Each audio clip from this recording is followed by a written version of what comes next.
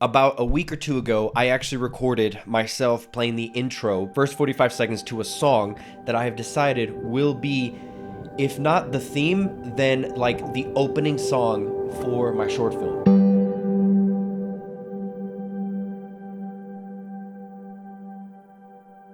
Now, the reason I wanted to actually make myself part of the actual production for a couple of things.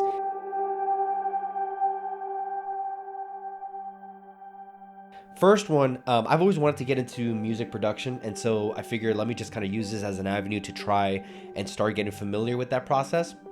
But then also, more importantly to the film, it's taking on a very like human storytelling form. It's taken on that kind of that form, and I will say I do not like my voice, and I do not like it, especially when I'm trying to sing, because I do not sing really well. I'm just gonna say that.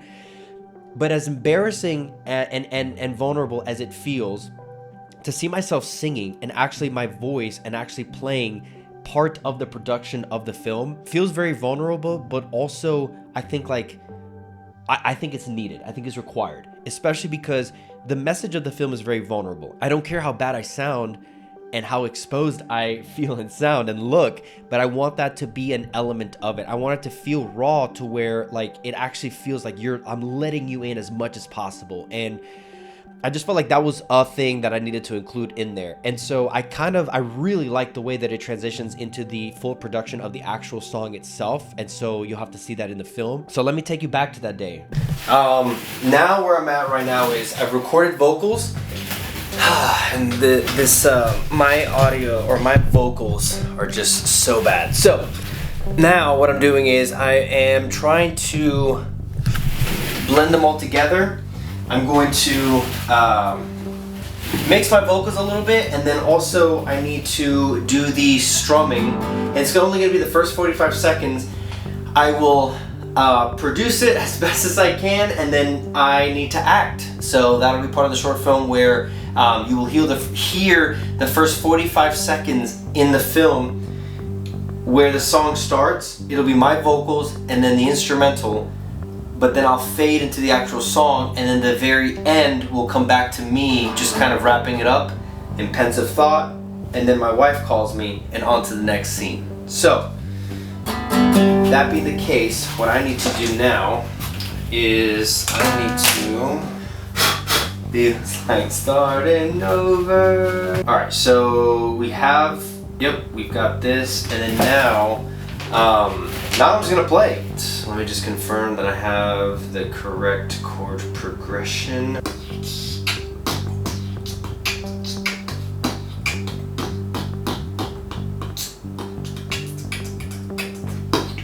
I want to make music so bad, but everything we recorded, we are deleting. Alright. Check. Testing. Alright. Wow, that is very zoomed in. We're gonna re-record everything because I don't know why I'm talking into this. It doesn't even feed into that. We are gonna record everything because everything I did in another day, which you saw already on the screen, I'm not happy with it.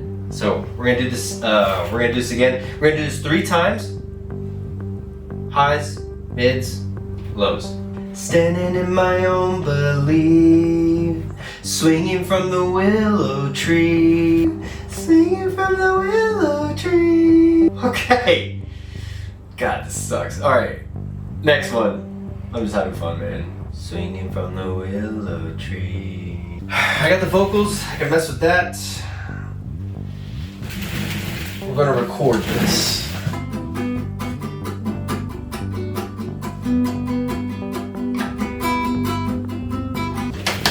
Got it. I think I did. Now to mix it. Alright, so this is what I'm working with. Yeah, so I've got I've never done this before, so this is a first for me. Highs, mids, lows. This is the track of the song, the official one that I will be blending straight into. So we're going to delete. Yeah, we're going to delete this one. And we'll cut right there, right there. in order to then blend straight in there. But my problem is that I have to actually learn how to mix this. And what I think, I'm gonna lean more towards like a raw and unpolished feel, because that's what you would be getting in the scene. I'm pointing outside because that's literally where I'm gonna be recording it, but that's what I would be doing, and then I'm fading into that. So that's the phase I'm in. I'm gonna mix this up, and then we'll see what we come up with. What's next? I think the next thing would be, I want to keep the storytelling aspect part of it, in the sense of like, I'm actually guiding the viewer through the story, but I don't want it to be a monologue where I'm looking at the camera. So up next, what I'm gonna do is, I still have to film this part, but I need to go back out, wear the same kind of clothes and everything, and stage it to where as if I am picking up where I left off. But I need to come out of that song. I need to bring my voice back. I think what I'm gonna do is, I'm gonna have my wife call me from the distance. I'll come up, I'll get up, and then I'll walk with her. Actually, I'll leave with my family to go to a restaurant, whatever. And we're gonna go to a restaurant where there are elements that would trace back to the film. Maybe Longhorn, I don't know, I'll keep it very simple.